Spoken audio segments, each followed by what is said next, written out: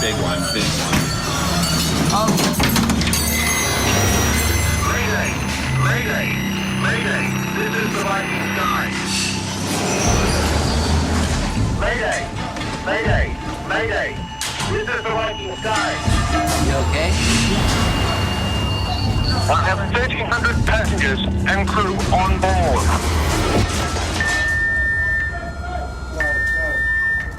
Pitching violently at the height of a ferocious North Sea gale. My engine has lost power. We are 100 meters from rocks. A frantic distress call from the captain of the massive cruise liner Viking Sky as it founders perilously close to shore. This is the Viking Sky. We have injured and disabled passengers. It's like loud explosions, like bombs going off. Really loud bombs. Mayday! Mayday! Mayday! I saw an angry sea. It was rough, it was grey, there was white water. I wouldn't have survived in there. Tonight, terrifying first-hand accounts from Australians aboard the stricken Viking Sky. Frightened to death. There was certainly quite a lot of screaming. They presumed they'd be safe, but their dream cruise almost cost them their lives. Are you surprised that lives weren't lost? Very, very. It was too close. And this near tragedy has highlighted the failure of basic safety procedures aboard these floating cities. We're taking on water. As we'll discover, it's only a matter of time before there's a major disaster at sea. One as dramatic and terrible as the sinking of the Titanic. So how bad could it have got? You could have ended up with 1,000 dead. For Sunshine Coast couple Stephen and Judith Metcalf, it was supposed to be a trip to help them heal. Stephen had lost his sister the previous month, and a cruise to see the Northern Lights was on their bucket list. And Judith, you got to see the lights? We saw the Yes, lights. we had one night of seeing the lights. Were they amazing? Yes, it was, although to me, I didn't see colour. I saw them as white, whereas other people saw them as green. Yeah. I saw them as green, and they stretched right across the horizon. 400 to 500 metres from grounding and catastrophe. Gosh. Which was... John and Jan Porter from Sydney's Northern Beaches are cruise veterans, but this was their first trip to Norway. What was the scenery like? We're going through the fjords. Oh, amazing. Amazing. But the waters of Norway can also be breathtakingly dangerous. The swell started to increase Saturday morning, and very windy. We also had a lot of frozen rain and hail. We were really going up and climbing the waves and going back down. So it was very, very wild, choppy weather. Was it enough to worry you? I didn't like it. I didn't like it. I thought, oh, if it's as bad as it gets, that'll be okay. But it was just a little unnerving because it was getting bad quite quickly. And it got worse? Yes, it got a lot worse. By lunchtime, with the ship listing perilously, the engines suddenly cut out. We were in the cafe, and I noticed that suddenly there was a loss of power, so the pizza oven lights went out, and suddenly a pizza came shooting out of the oven almost straight at me. The windows are open, don't fall out. We didn't realise at that stage that we'd lost all 4 engines, but we were broadside to the swell, and that's when we really started to think this is very unusual, there's something going on. Did people start panicking then? Oh, yeah. Yeah. I was very frightened. We were on level 7 and furniture started moving around. Plates were dropping. Be careful, that window's open. All the bottles were falling. The noise was horrendous. One lady was injured, an American lady, and it was quite traumatic. They thought they were going to lose their lives.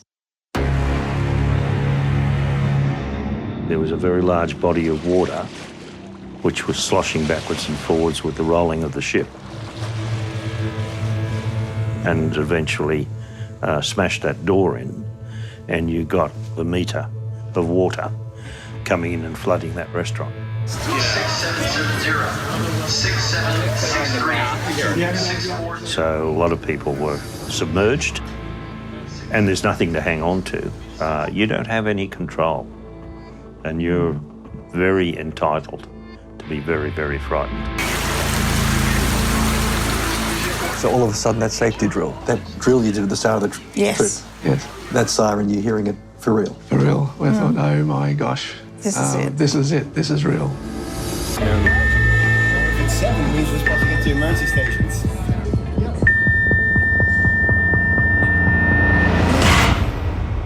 Stephen and Judith were issued with life jackets and joined hundreds of others in one of the ship's restaurants. First, water came bursting through that door, took some people out. What none of the passengers knew at the time was that the Viking Sky was wallowing in just 10 meters of water.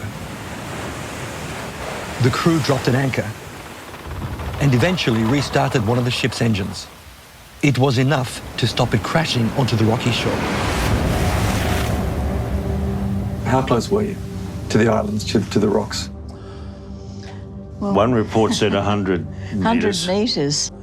but whatever it Too is, it close. was too close. Too close. So how bad could it have got? You could have ended up with 1,000 dead. On a scale of maritime disasters, where would that sit? It would be described as being of Titanic almost proportions. Retired cruise captain Michael Lloyd says it's nothing short of a miracle there was no loss of life. Worst case scenario, anchor's not holding, blown onto the rocks.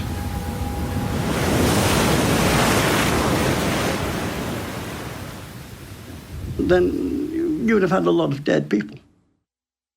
She could have been on the rocks within about 20 minutes. You wouldn't have got many people off. The elderly wouldn't have had much of a chance on board. And also, you've got to think of hypothermia. The water there is bloody cold. I think you've got some in the region of about 15 minutes, 20 minutes in the water. Would it be fair to say these passengers were very lucky? Yes. Yes. Yes. No, luck, you always need a bit of luck, you know. In any emergency.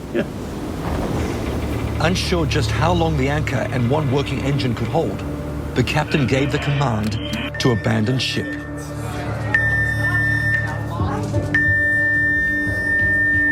That's it. Safe stations.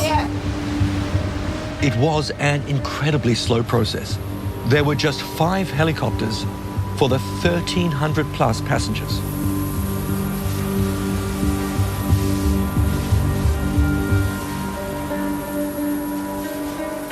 As Stephen and Judith huddled together, they texted their children back home. What did you tell them? Houston, we have a problem. So I thought, before you see it on the news, we're going to be evacuated from the Viking Sky by helicopter as one engine has stopped and the seas are huge. Eventually, 12 hours after the emergency siren first sounded, Stephen and Judith were ushered to the top deck. Describe the scene for me. 4 o'clock in the morning, pitch black. All you could hear was the helicopter. It was very noisy, it was windy, the boat was rocking more because we were on the very top.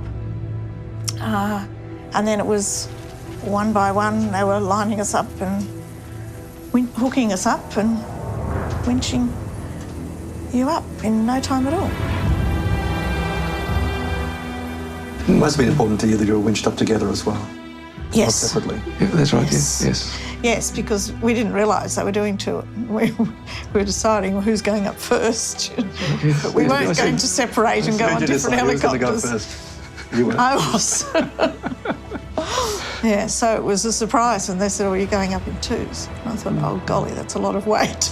It's now 4:30 a.m. Still waiting to get up on the helicopter to get out.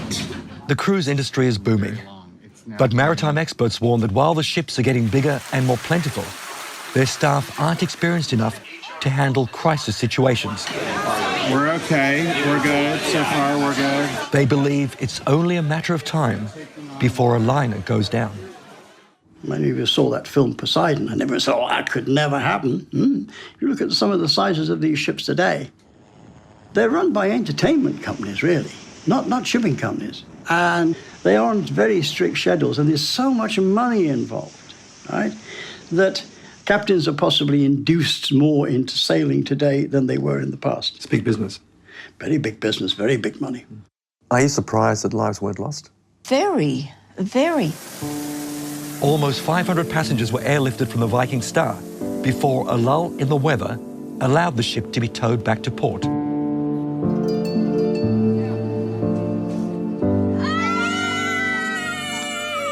For John and Jan, We saw you on the boat. it's quite a tale to tell the grandkids. Was it scary? Oh, it's a great Was question. very scary. I'm not the bravest monkey in the jungle. What would have happened if you fell in the ocean? I would have drowned, darling. I could not have saved in that big, angry sea.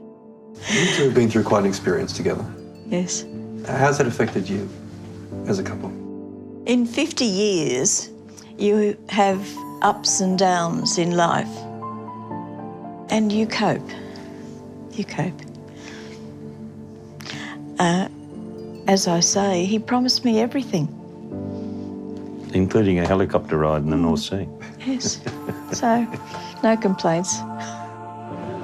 Meanwhile, Judith is celebrating her 60th birthday. Cheers. Cheers. Happy birthday. We made it. We We did it. We survived the Viking Sky. It's a milestone she wasn't always sure she'd get to see. So if we're in the pub in 10 years' time, how would you describe this experience? Oh, the most amazing life experience. I think our children are stunned that we Yes, yes. managed the winching up by the helicopter. That's exactly right, yeah. Yeah, no, I think we look back on it and say, wow, that was exciting.